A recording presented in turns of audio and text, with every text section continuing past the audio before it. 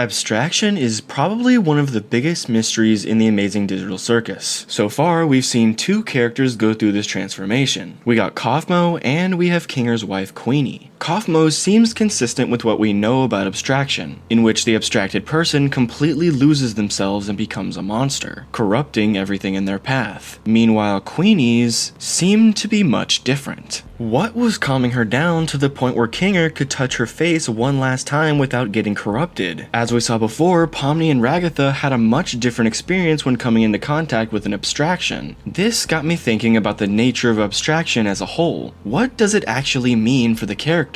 Are they just gone forever now? I honestly can't imagine a scenario where characters being abstracted is this universe's substitute for death, where there's just absolutely nothing we can do to help these people, because at the end of the day, they are still human. So what functional purpose does the computer program have for making the characters transform in this way? I mean, the circus is just a bunch of code after all, so surely it must follow some sort of coding logic. Now, I'm not an expert programmer or anything like that at all, but I don't think you have to be to pick up on these clues. For example, them forgetting their names could totally be a side effect of the game's coding. Think about it. What's something that you are often able to do in the beginning of tons of games? You're able to choose your name. I would say it's not far-fetched at all to think that there's some sort of code that overwrites your name for the sake of this feature. Not for some malicious reason, but because that's just how the game was programmed. It actually helps to explain a lot of oddities from this world if you look at it from the mindset of a game developer. Caine, being the showrunner, is probably supposed to be the admin or moderator of some sort, which would explain why he only really steps in when he's alerted of something. He's not actively involved in the core development process of the game, and as such, he isn't constantly keeping track of what's going on. Sure, he can create things, and he does have a huge amount of power over this world. He's the one that creates the adventures, and he seems to be the one maintaining the balance of the entire circus itself. But I don't think he built the circus. I'll talk about Caine in his own video because I actually have an entirely separate theory on why he's so weird and what his deal is. But the detail about Caine I want us to focus on here for now is the fact that he apparently is unable to reverse the effects of an abstraction. But he is able to fix the corruptions that Pomni and Ragatha receive as a result of Kaufmo fighting them. This detail really stood out to me. It must mean that there is a point in which they become too far gone, where not even Caine can help them, even though he's supposedly the admin of this world. And I actually have a really interesting theory as to why I think this is the case. Like I said before, if you look at this universe through the eyes of someone creating a video game, it starts to explain a lot. The void? It's just out of bounds. That's why Caine teleports whoever goes there back to the circus. It literally represents the end of the in-game world. They already use in-game terminology like NPC when talking about background characters, the same types of non-playable characters you'd see in a video game. So then, what is abstraction in the context of a video game? Well, I think it's actually their data slowly being corrupted, but I don't think it's that simple. In episode 3, after we learn what happened to Kinger's wife Queenie, he starts talking about memories and how they're a powerful thing to hold on to. Now, this scene is really powerful and it's the first example of Kinger speaking more cohesively. But what's important is what he says about memories, because it actually means a lot more than we would initially think. See, one of the biggest loose threads hanging in this show is the fact that Kinger, despite being the first person in the circus, hasn't abstracted. Meanwhile, characters like Queenie and Kaufmo already have, even though they haven't been there nearly as long. This suggests that Kinger has discovered or inadvertently stumbled upon some sort of buffer, some way to delay the effects of abstraction. And I don't think he even realizes it. Kinger tells Pomni to hold on to her memories and to cherish the people around her. And I think this is actually the solution. He says before this that having people who care about you makes the circus not feel pointless. And he's right. Remember what I said before. If you look at this through a video game lens, it all makes more sense. If all of our characters are slowly degrading over time, like how a bunch of data on an old computer would degrade over time, what would be the perfect way to restore the damaged data to the way it was? By keeping a backup. Not in the literal sense where you're replacing the person with a new one, but in the sense where the person is reminded of who they are, their purpose, and their humanity, effectively restoring their literal memory. On their mind, mind and the computer at the same time. Or in other words, your human memory may directly translate to your character memory in the game. The minute you have a corrupted mindset, the game thinks you're corrupted data and has nothing left to do with you functionally. Thus, the abstraction occurs. This theory actually explains why Kinger hasn't abstracted yet despite being here the longest. Sure, his memory is fragmented when he's in the circus and he's surrounded by everyone else. He's not completely immune to the effects of the circus, and as such, he's still not all there. But he's tethered to this world by the memory of his wife. He loves her so much and he can't bring himself to let her go or believe she's really gone. So he holds on to her memory in hopes of reuniting with her once again. He even says specifically that the memory of his wife abstracting isn't a happy memory, but it's one that he has control of. He remembers this moment because it proves she's still in there. It proves that even in abstraction, she's not a mindless monster. He can still touch her face without corrupting, and she still seems to recognize and respond to him, even if she's in a different form and can't speak anymore. Kinger stays sane because he, unlike anyone else in the circus, had a bond with another person strong enough to ground him and keep him human. And this moment with her abstraction only proves to him that this isn't final. There's still a chance to get her back. Which brings me to Jax. He's the one who told Pomni that entire speech about archetypes and how they aren't real people anymore, just cartoon characters part of a machine. He leans really heavily into this role and even tries to convince Pomni to do this with him, to which he actually succeeds a little, causing her to act way more chaotic than she usually does. But while this may seem like a harmless game, it actually implies something much bigger in the context of our theory, that what Jax is doing may actually be corrupting the members of the circus and pushing them to abstract faster, perhaps without him even realizing it. We already talked about how Kinger's bond with his wife was so strong it was keeping him sane, and I said in my last video that Jax and Ribbit may have had a similar bond, but I actually don't think that's the case anymore. I think Jax did push Ribbit to corruption just like he also did with Kaufmo. Notice what he says in episode 6 when Pomni mentions abstraction. Oh my god!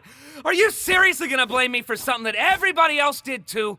You didn't even know him! Are you seriously going to blame me for something everyone else did too? This actually gives us a lot of insight as to how Kaufmo got pushed over the edge, suggesting that it was actually a result of everyone collectively isolating and pushing him away, making him feel as though he has nothing left and he isn't welcome. He isn't even human anymore according to Jax, so why would there even be a point in doing anything if you have that mindset? And I'm willing to bet the same thing happened to Ribbit, but this time Jax takes a huge amount of the blame for pushing them away, if not all of it. He knows that Ribbit abstracting proves that he was to blame, not just with Kaufmo, but with his own friend as well. And this talk that Jax has with Pomni is also really telling in the context of this theory. If what we said before about holding onto your memories and your humanity in order to avoid abstraction is true, then that would mean that Jax is actively contributing to the degradation and corruption of every single person around him. In trying to make them not take the circus seriously and just treat it like a pointless joke, he's inadvertently poisoning the entire cast, making them forget who they are and that they're even human in the first place. Which means that Ragatha was 100% right when she accused Jax of corrupting Pomni. He has literally already made an attempt to make Pomni believe she isn't human anymore, which is the worst thing you can do in this world. And it's what Kinger directly advises against, which is why he's lasted the longest. He has the memory of his love for his wife to keep him from abstracting, to remind him of who he is, to refresh his memory and keep his data from corrupting over time. This theory would even play into perfectly why Caine can't directly cure abstraction. It's because he can't access their core memories. He can access the memory of the in-game world, but the characters' human memories are stored in their own personal character file, and with there being no way to directly back it up, as in remind remind yourself of your purpose and of who you are, your internal memory corrupts, causing you to completely lose it altogether. Which means no, I don't think abstraction is an incurable process, because corruption isn't even an incurable process on an actual computer. All you need is a backup to refresh the data and no abstracting occurs. But herein lies the problem. Caine isn't human, and as far as we know, there are no humans actively moderating the digital circus, with the sole responsibility ultimately falling on Caine. But this is a huge problem. Caine, being a sophisticated AI algorithm, can generate things here and there to keep the game interesting, but they're only superficial, just distractions in order to prolong the inevitable, because he knows no way of preventing it. Because Caine has no direct access to their memory banks, their backups. He can't just refresh their brains and make them snap back to reality. So he does the only thing he knows how to do when they go too far gone. He locks the abstractions away from the core game until we can figure out how to help them. It reminds me a little bit of a game developer who does the absolute bare minimum to keep their game from going under and losing players. They add missions and random in-game content here and there, but it's only surface level changes. It's not enough to actually prevent abstraction from ever happening, but it is all he can do, because at the end of the day, he is not human. He was designed by a real human to keep the circus running. That's why when we see his adventures, they're all just contained experiences designed to pass time, to keep the human occupants entertained. But it's not enough, because for some reason, there's no one on the outside looking in. There's no one moderating this game to make sure the bugs don't get out of hand. As far as we know, Pomni and everyone else found this VR headset in an abandoned building, so it's safe to assume that this is just some random computer that's isolated from the rest of the world, because the building it's contained in is just completely empty for whatever reason, and as such, it's up to the players who are stuck inside to fend for themselves. Caine, as much as he tries, can only do so much. He can fix surface level bugs and add superficial changes to the game to keep it somewhat fresh, but there's no way for him to directly access the character's memory, therefore preventing him from curing abstraction. So with all that being said, how do we cure it? Well, just as Kinger suggests, memories are the most important thing you can have in this circus. They keep you grounded and feeling stable, like you're still human. The moment you lose connection to that, the computer sees your memory file as corrupted and changes your digital avatar to reflect that. And that's all it represents. It represents someone losing the connection to their own memory file inside of the game. And Caine, no matter what he does, cannot directly access the character memory, so he can't fix it. And meanwhile, Jax is actively contributing to the destruction of everyone's mental state over time. Him trying to convince everyone, and by extension himself, that they aren't human anymore and that nothing matters is making them corrupt more quickly, as he slowly pushes them away and makes them lose connection to their humanity. The only way to prevent this is to cherish the people around you and hold on to your memories, because they are the most powerful thing. And the good thing about memories is that memories can be made anywhere. It all depends on if you have people to make those memories with. But anyway, that's my theory. Let me know what you think in the comments below, and while you're down there, why not leave a like and subscribe if you enjoyed the video. I will definitely be making more digital circus theories, so if you don't want to miss those, make sure to hit the bell. Also, consider checking out my second channel for more random funny content.